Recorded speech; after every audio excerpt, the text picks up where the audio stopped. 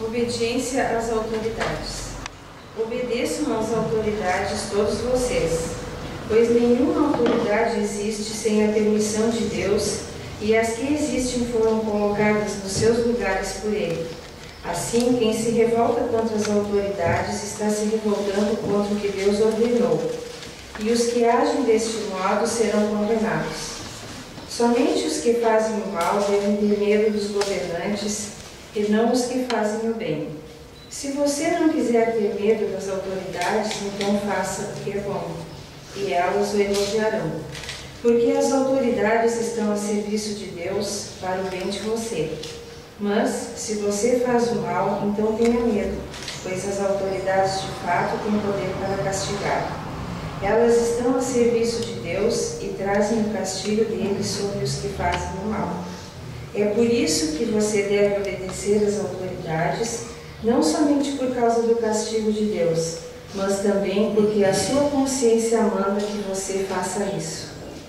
É por isso também que vocês pagam impostos, pois quando as autoridades cumprem os seus deveres, elas estão a serviço de Deus. Portanto, paguem ao governo o que é devido. Paguem todos os seus impostos e respeitem e honrem as autoridades. Não fiquem devendo nada a ninguém. A única dívida que vocês devem ter é a de amar uns aos outros. Quem ama os outros está obedecendo a lei. Os seguintes mandamentos: não cometa adultério, não mate, não roube, não cobice. Esses e ainda outros mais são resumidos num mandamento só. Ame os outros como você ama a você mesmo. Quem ama os outros não faz mal a eles. Portanto, amar é obedecer a toda a lei. Em alguma época da história, o povo brasileiro esteve satisfeito com o governo? Alguém lembra? Não? Getúlio Vargas, não foi?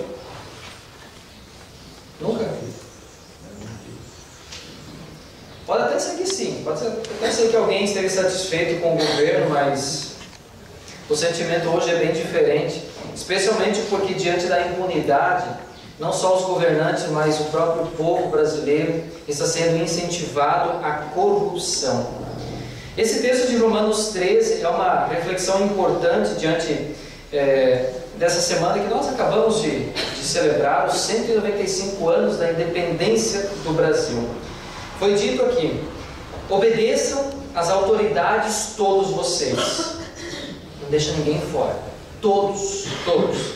Pois nenhuma autoridade existe sem a permissão de Deus, e as que existem foram colocadas nos seus lugares por Ele. Esse texto bíblico, Deus não se refere à pessoa, mas ao cargo instituído. Ao cargo. Esse cargo foi colocado por Deus, cargo de autoridade. E ele aponta para a finalidade. As autoridades estão a serviço de Deus para o bem de você. A palavra grega, no texto original, que é utilizada para se referir às autoridades aqui, é a palavra diáconos. Diácono sempre se refere a serviço, ou seja, eles são servidores ou ministros de Deus para o bem de vocês, para o benefício do povo. Agora, quem elege a pessoa para ocupar o cargo, aí é o povo. É claro que você pode até dizer que é um voto vencido, diante da maioria nas eleições. Isso faz parte. Outras vezes até a gente vai concluir que independente do candidato A, B ou C, vai continuar tudo a mesma coisa. É injustiça e corrupção. Meus amados, nesse texto bíblico de Romanos 13, Deus está falando dentro de um contexto do quarto mandamento, que fala da honra às nossas autoridades. Todas as autoridades. A honra que nós temos diante daqueles que exercem autoridade sobre nós. E aqui cabe a pergunta: o que nós devemos fazer? Já que nós fomos perdoados, somos cidadãos do céu, como é que nós vamos viver agora de forma santificada? Uma frase, ela precisa ser dita. A nós cabe, como nossa parte, vivenciar não a exemplo dos governantes ou das autoridades. Ou seja, O pecado das autoridades não nos dá o direito de pecar. E não nos dá o direito de pecar também. Vejam, meus irmãos, se nós acusamos os governantes, as autoridades de serem corruptos, nós temos que olhar no espelho, porque vocês e eu falhamos e somos corruptos diante da maior autoridade do nosso Deus, autoridade divina. Se vocês e eu chamamos as autoridades, governantes de ladrões, espera um pouquinho. Vamos abrir a Bíblia em Malaquias capítulo 3. Por favor, abram lá. É o último livro do Antigo Testamento. Se você achar o Evangelho de Mateus, volte um pouquinho. Aí tem o texto de Malaquias capítulo 3. É o último texto do Antigo Testamento.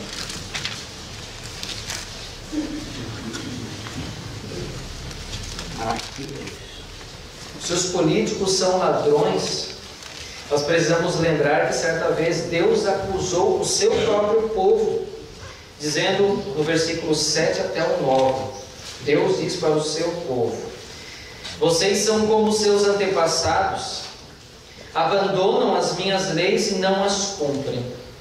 Voltem para mim e eu voltarei para vocês. Mas vocês perguntam: como é que vamos voltar? Eu pergunto: será que alguém pode roubar a Deus? Mas vocês têm roubado e ainda me perguntam: como é que estamos te roubando? Vocês me roubam nos dízimos e nas ofertas. Todos vocês estão me roubando e por isso eu amaldiçoo a nação toda. Irmãos e irmãs, será que Deus não encontra essa mesma realidade ainda hoje? Ainda hoje? Se nós cristãos resistimos em pagar os nossos impostos, dizendo que é dar dinheiro para ladrão, pergunto: qual a nossa justificativa ou desculpa para não ofertar a Deus? Será que a nossa justificativa é de que não vou ofertar porque é dar dinheiro para os pastores, como se ouve muito por aí? Não tira a razão de muita gente. É dar dinheiro para o pastor, embolsar. Mas eu pergunto: é essa a realidade nossa como povo de Deus? Essa é a nossa justificativa? Eu me atrevo a dizer, me atrevo mesmo, que uma das razões pela dificuldade econômica do nosso país, uma das razões é que o povo brasileiro está roubando a Deus. O povo brasileiro está roubando a Deus nos dízimos e nas ofertas. Essa acusação vale. Aliás, o povo brasileiro tem se tornado cada vez mais independente de Deus, virando as costas para Deus, sendo contrário a Ele. Não adora, não cultua, não vai na igreja, não oferta, não obedece, vive do jeito que quer. E aí eu pergunto: como é que a maldição não vai vir sobre o povo? Como é que Deus vai olhar e ficar contente com esse povo que o rouba, que não o adora, que não o obedece? Ele diz: eu amaldiçoo a nação toda. Aí vocês acham que os que são fiéis ou mais fiéis não vão sofrer? Olhem para a vida de vocês. Olhem para a nossa vida como cristãos. E não pensem, meus queridos, que isso aqui é lavagem cerebral. Não estou querendo nada além de falar aquilo que Deus está falando. Por isso eu pedi para vocês abrirem a sua Bíblia. É Deus que está falando, não sou eu. É um aviso de Deus, eu preciso compartilhar. A nós, irmãos e irmãs, cabe a nossa parte. Porque o pecado das autoridades não nos dá o direito de pecar também. Se eles são corruptos, ladrões, nós não temos o direito de ser corruptos e ladrões.